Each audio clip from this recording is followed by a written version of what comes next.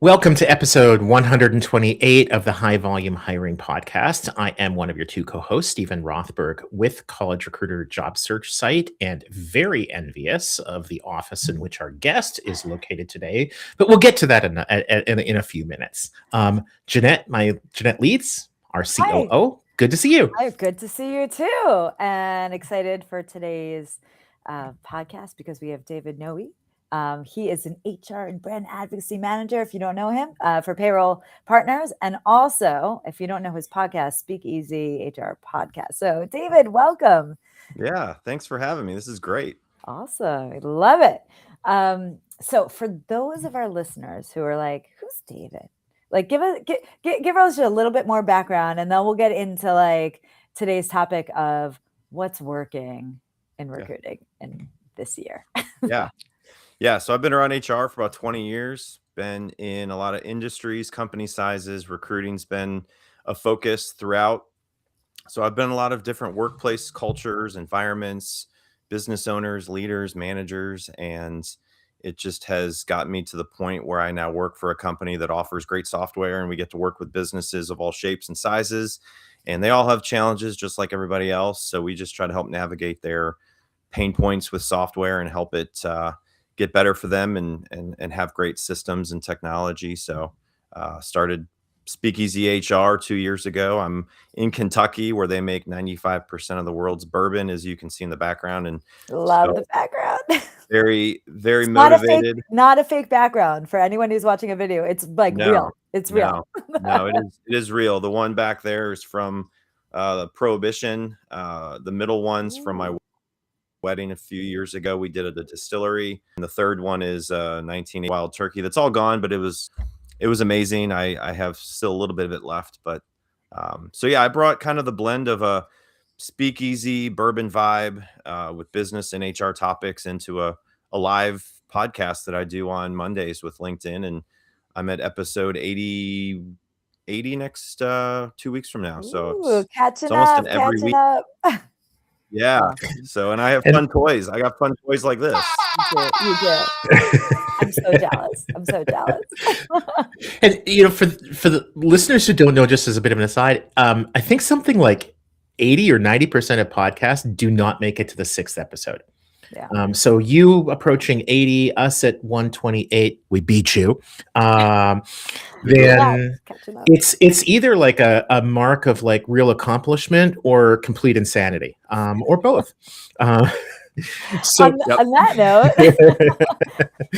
so we wanted to talk about sort of with you what you think is working in recruiting in 2026, and what I thought would make sense. Payroll Partners does a lot of work, I think, correct me if I'm wrong, with a lot of small, medium-sized businesses.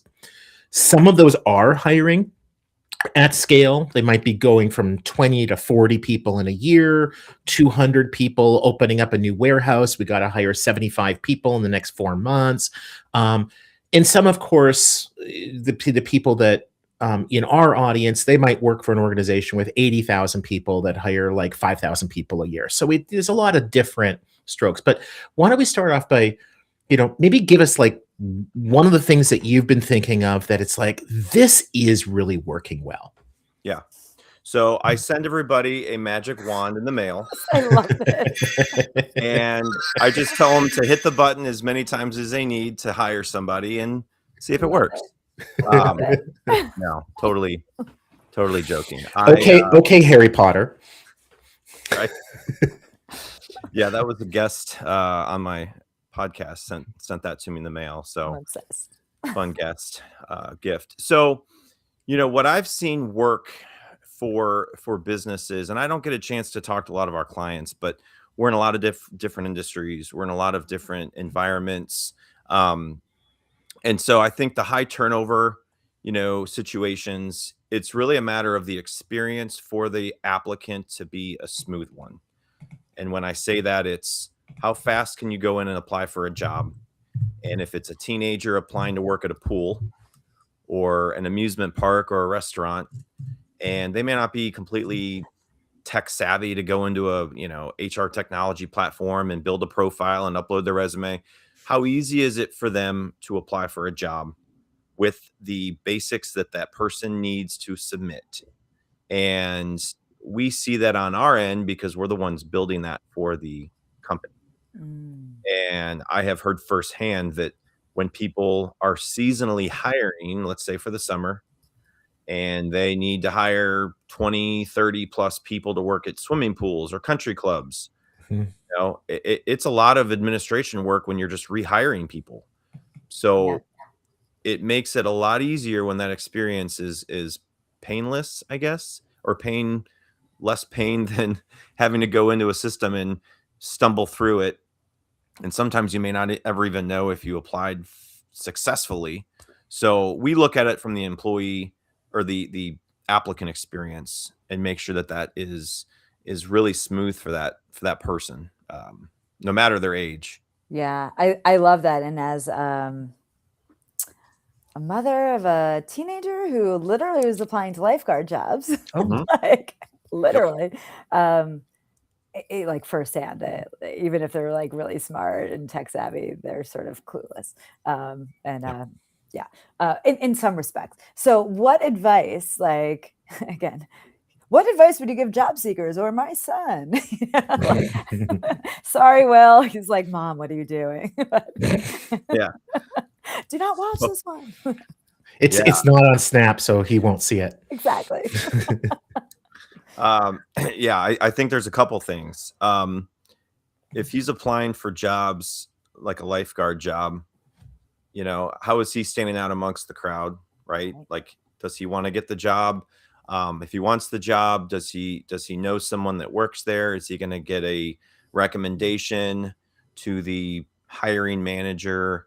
So like, while I know a lot of the teenagers are on social media, it depends on how that company maybe searches that person's social media. Like, what are they posting? What are they commenting about? And it's just like, it's out there for the public to see sometimes. So, I have teenagers of my own and they're not fully working yet. One started his own pressure washing business and he's very motivated, which is fun to see. Right. Yeah. I have very clean garbage cans because he cleans them. Great. That's awesome. Great. So, I think beyond that, have you heard of a marketing plan for a job seeker? And what that looks like? Yeah. Right. Yeah. I get people all the time that reach out to me on LinkedIn. Hey, I might be looking for a new job. I'd like to talk to you. And I'm like, okay, well, send me your resume. And half the time I look through it and I have about 10 questions.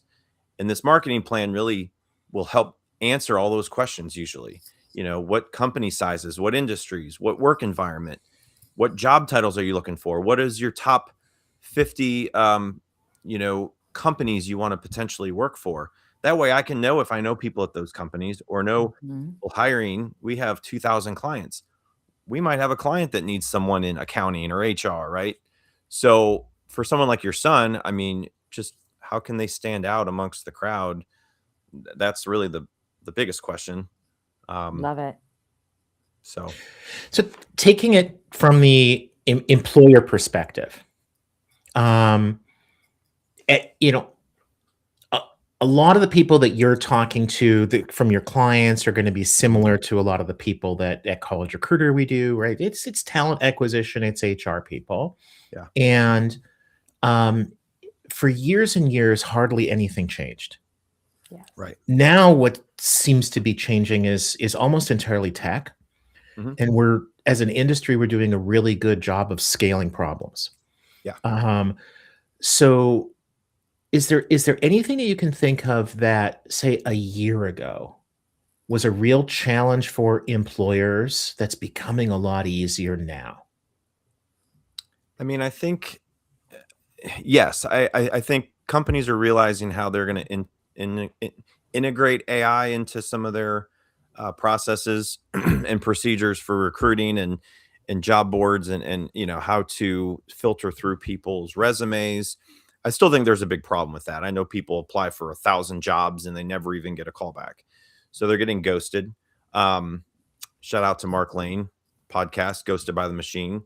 So, I think there's still some of that uncertainty in how, people can stand out when they're applying for jobs. And I think the hiring manager in HR has such a not really a problem, but they're trying to navigate through all of this too. So like they're really trying to figure out like what were they doing a year ago without maybe so much AI, and now they're trying to implement it into the process.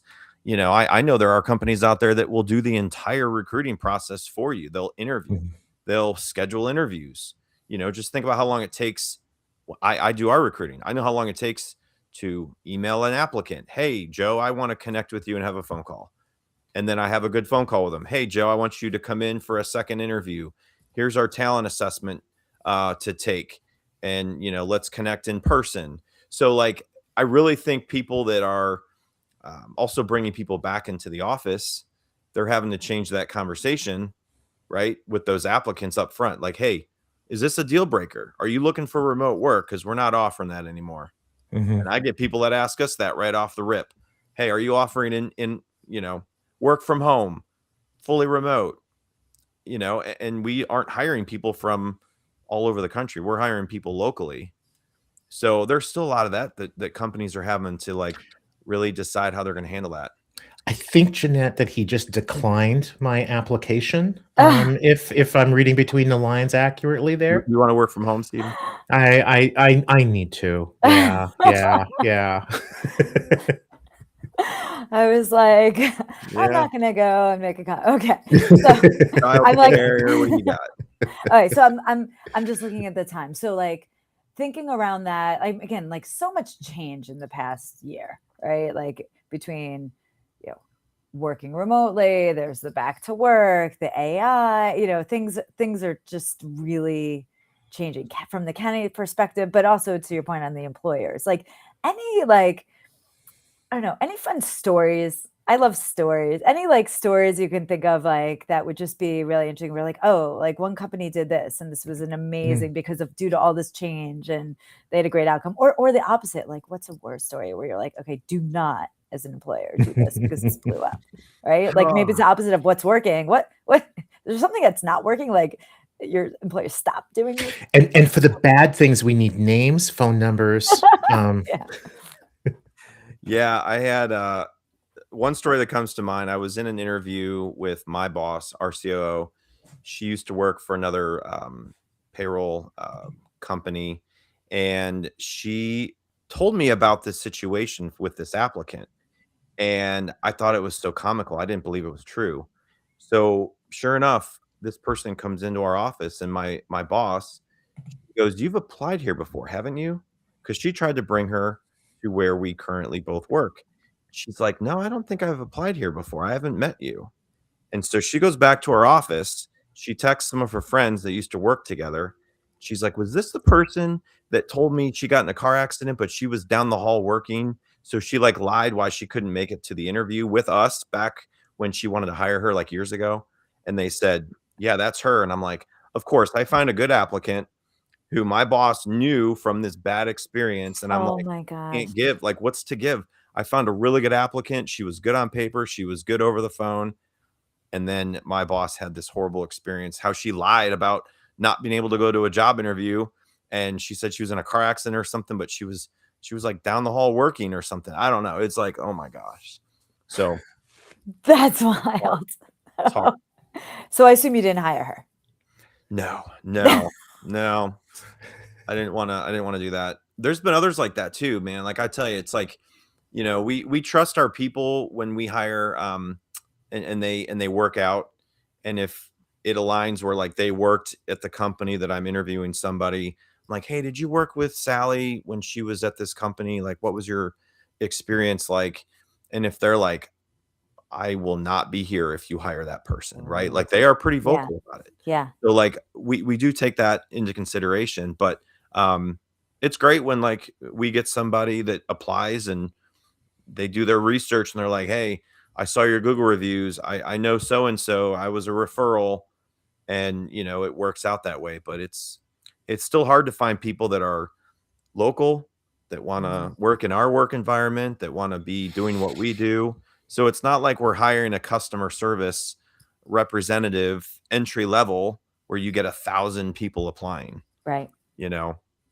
Hard to fill jobs. Yeah. Well, what I'm hearing is like, as much as the world has changed, you know, we look at 2026 versus last year, certainly versus 2 years ago, so much AI and automation, there's still this human element that overlays all of this because we're talking about people and jobs, right? So whether, you know, the past comes back to haunt you.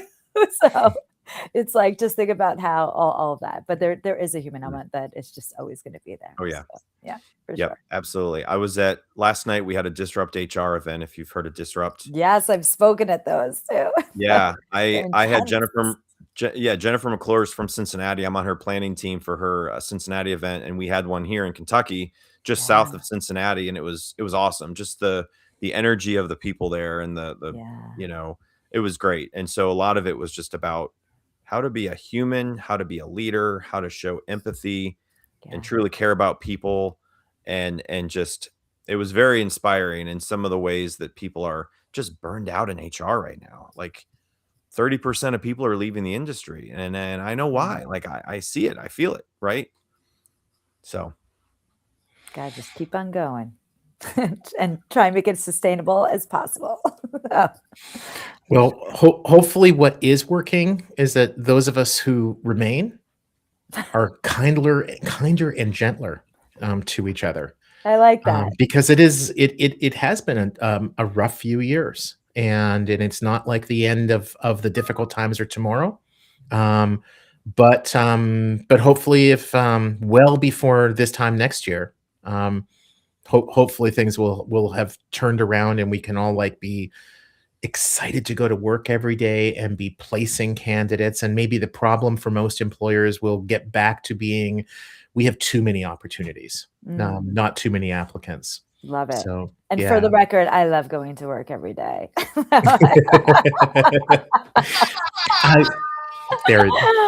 had to do it. Exactly. We the three of us and those in the audience, we need to remember every day we are in an incredibly honorable profession. We help people make a living. And nothing better. There really nothing better. Yeah. David, thank you so much. Thanks. Keep on waving that magic wand. This has been awesome. Just go find you a magic wand and see if it'll help you with your recruiting efforts. Love it. Good stuff. All right. Take care, everyone. See you on Mondays for SpeakEasy HR.